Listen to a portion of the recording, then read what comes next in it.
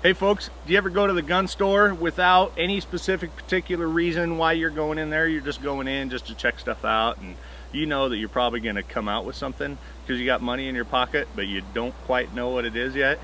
Well, that just happened to me, and you won't believe what I walked out of there with. Stay tuned and I'll show you how it went down.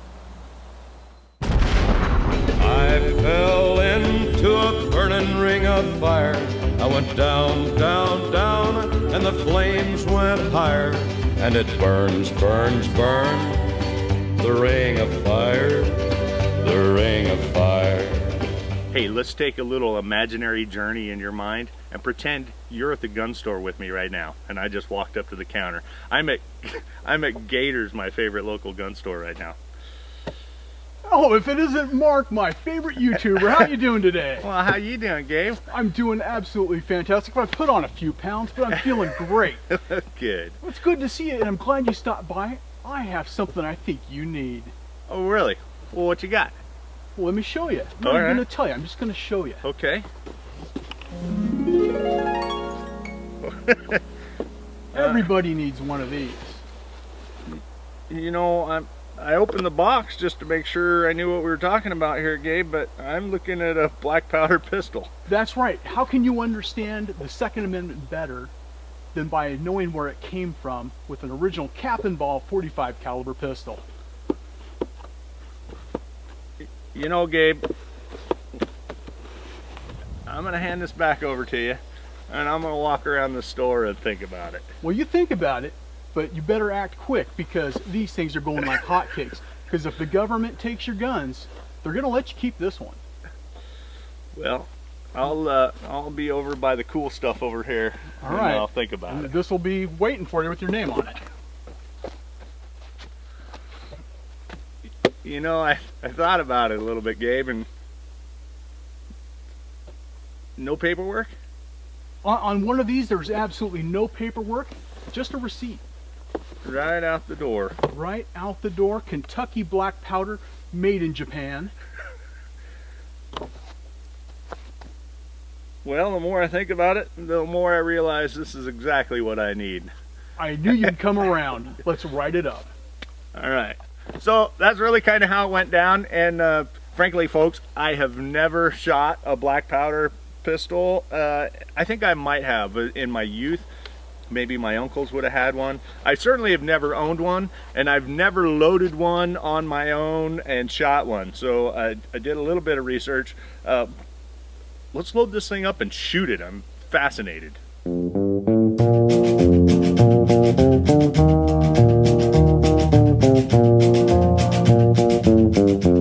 You know, folks, the first thing that struck me as I prepared to shoot this thing is how complicated and how much junk you needed.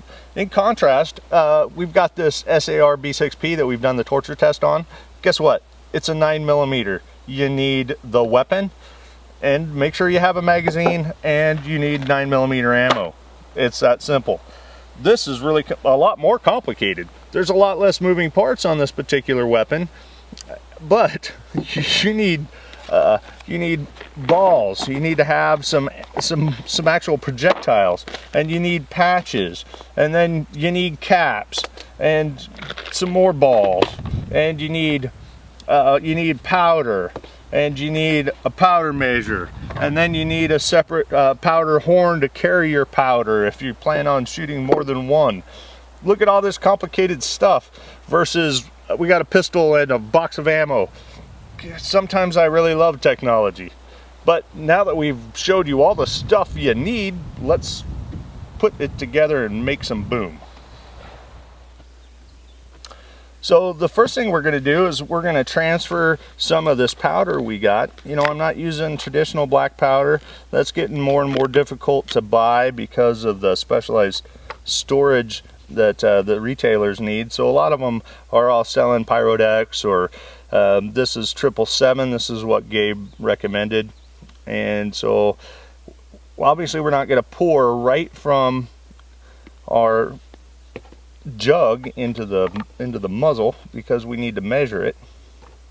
So we put it to a slightly smaller device, which is my powder horn, and this is what you would carry in the field to keep your powder secure and dry and carried in bulk. And then we have a smaller powder measure. Now this powder measure is another thing that you got to carry, because you don't want to transfer from this right to the gun, because if there was a spark, then there's a lot of energy stored right there that could blow up in your hand. We want to minimize our exposure to burning embers, and this is graduated in numbers. Down here would be a 5 grain, 10 grain, 15. So this is one made for pistols, and so this little measure goes from 0 to 50 grains in 5 grain increments. And it's interesting that if you reload and you do regular smokeless powder and you're used to that, this is measured different, not in weight but in volume. So this is just a volume measure, and the load that we're going to start with is going to be 20 grains. In my research, that has said that that is a good load for our lead 440 diameter balls that are for a 45 caliber muzzle loader. So there's another thing that you got to be aware of that I wasn't aware of, is that you have a couple of different sizes of caps. There's number 10 and there's number 11. I wasn't sure what I needed, but further research said I needed a number 11. And then there's a million different types and styles of patches that you put in there.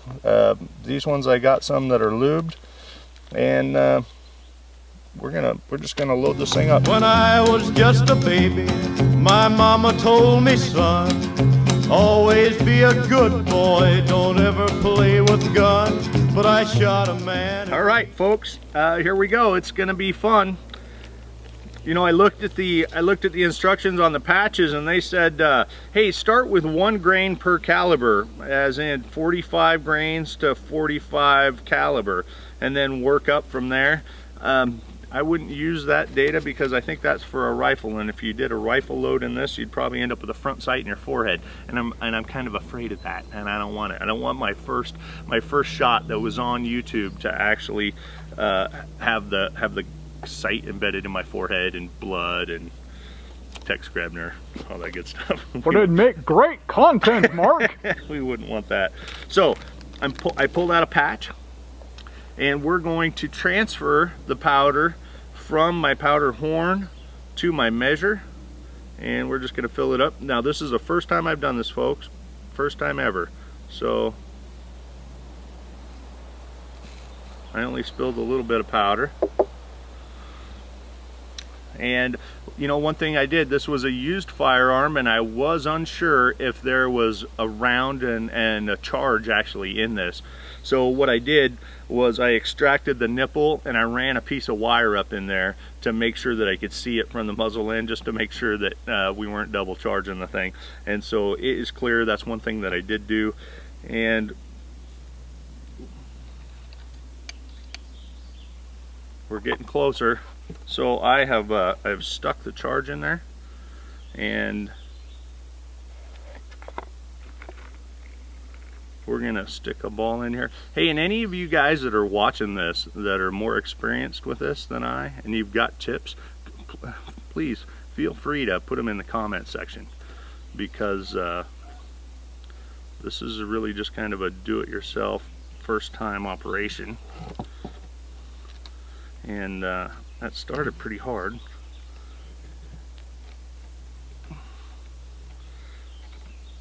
And there we are. So I have loaded this. Now all I have to do is put a cap on it, and then we're gonna set up a target and we're gonna shoot it. I'm kind of scared, but I'm excited.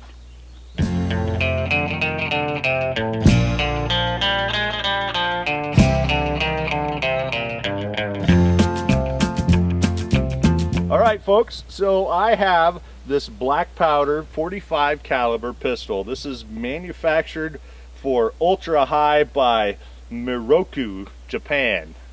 I'm sure it's a fine piece of equipment, because it's stamped on top that it is proof tested. So, well, it's been tested. You know, the wood's not that bad looking, and it's been sitting in somebody's drawer for a while. It's got a little bit of tarnishing that actually adds to the mystique and stuff, and I'm really just talking because I'm slightly scared about actually taking the first shot. I'd really just rather talk about the thing. One thing that I did notice is that it has a half cock for a safety. I don't have a cap on there, so it can't fire, but in the half cock position it won't fire. You wouldn't want to carry it with the hammer all the way down in case you dropped it. Then it could make the cap fire and then shoot. So normally you wouldn't put a cap on it until you're ready to shoot, and I think I've worked up the nerve, so I'm gonna put the cap on. I've put it in a half cock position, and I've got the cap on there, and now I'm gonna cock it. We're gonna shoot it at this iron down here, and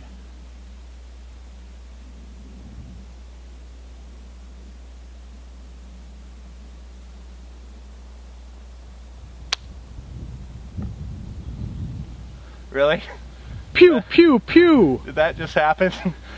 Click. So this is what we would call a hang fire. So let's just talk about proper hang fire procedures. If you do have a hang fire on any weapon, you keep a firm grip on it and you keep it pointed down range, just in case there's a delayed ignition.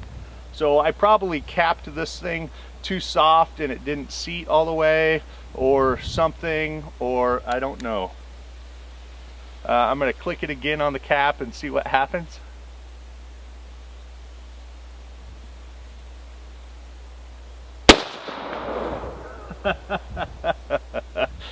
Well, that wasn't that bad.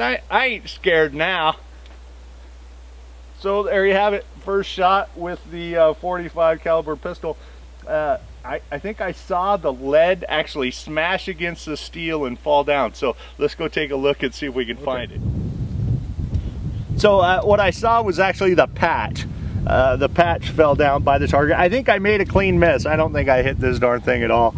So I probably would have had to open my eyes to actually see. I'm kidding. I had my eyes open. So let's shoot some more. All right. Mark kind of wussed out. He's kind of afraid of this old thing, so I'm going to give it a try now. Yeah. Okay, actually he didn't wuss out, but I just really wanted to get a chance to try to be the first one to hit the gong. All right. Weapon's hot. I like it. I did see the ball though. I did miss at the 11 o'clock position and it traveled down, so. You can see the ball. I could see the ball. So that was a pretty cool thing. That's nice. All right. It's a little light. I want to try it again. All right, so I haven't hit anything yet. And I increased the powder charge from 20 grains to 25 grains just because.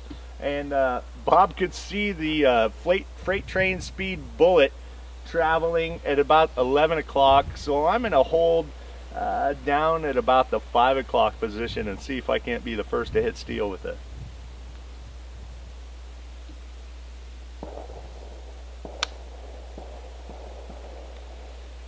Click. Remember that hang fire deal? Now that the cap is properly seated, that's one thing I have noticed is it's hard to get the cap down there all the way. I'll probably have to read proper technique on that because I don't know what it is, but apparently my technique is to pull the trigger and make it go click and then cock it again and do it one more time.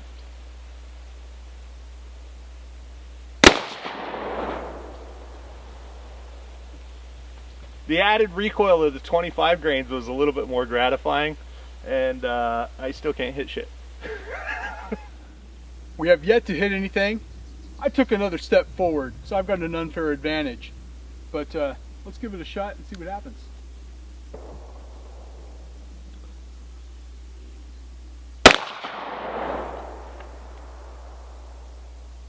Did not see the ball through all the extra powder, but that was definitely more gratifying.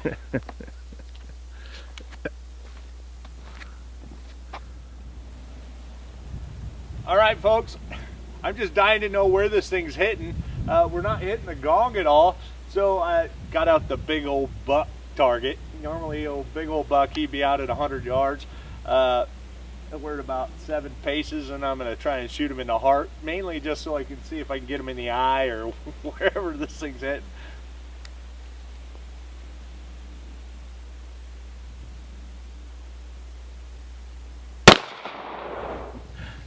So folks, my point of aim was right here, and I hit right here. So she shoots a little bit high. So if you were looking for a bad guy, you would you'd probably aim for his heart so you could get him in the chin. So that's just out of curiosity, we're gonna do another shot just to see what kind of group we get. I'm just curious now. So we're gonna load up another one. Going after the big old buck again.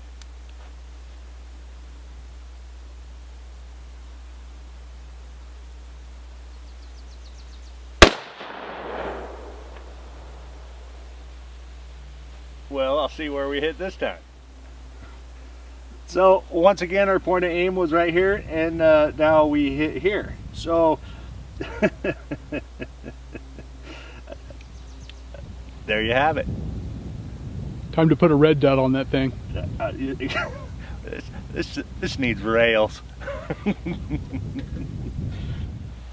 Just like AK owners, the fun's just sending ammo downrange. It doesn't matter if it's actually hitting really close to where your target is. That's right. This does it a lot slower than an AK though. One thing you did mention is, hey, this thing sure could use some rails, and you do have a nice flat surface right there to tap into. It's got an octagon barrel, and it's very hefty, you know, folks. It's got that big, thick-walled octagon barrel. This would be very effective as a club in case you shot over the guy's head first. Then you would have this heavy chunk of steel as a bludgeon. That's right. You know, I feel really bad for these guys that would walk 7 paces to try to shoot their opponent. That was crazy. That's crazy stuff. I don't. No, not even with this. I mean, if I had to pick a weapon, it would be this. If I was going to give you a weapon and we were going to do that, I would say, hey, take this. Because from my experience here, I would stand a slight chance. And I can almost understand why they would do that, because yeah, what are the chances of it not going click or actually hitting what it aimed at? Oh, it's spooky.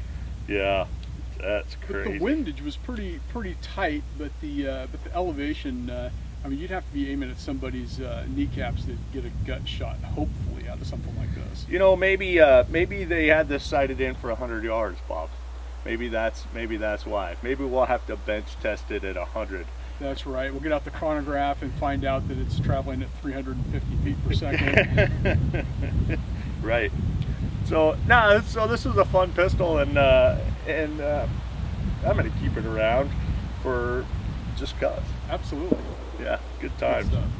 So if you got any questions or any input or any feedback, or if you played with black powder, hey, we'd love to hear your experiences. Go ahead and put them in the comments, call them down below, and join the conversation. We enjoy the heck out of it. And as always, click the like button and subscribe to us at Fire Mountain Outdoors if you want to see more content like this. And share this video with your black powder friends, because they might be able to have some input and stuff that they could give us on accuracy, on what we might be doing wrong as far as how to get the most accuracy out of this thing. Exactly. Thanks for watching. Yep. But I'm gonna break my rusty cage and run. I'm gonna break my rusty cage.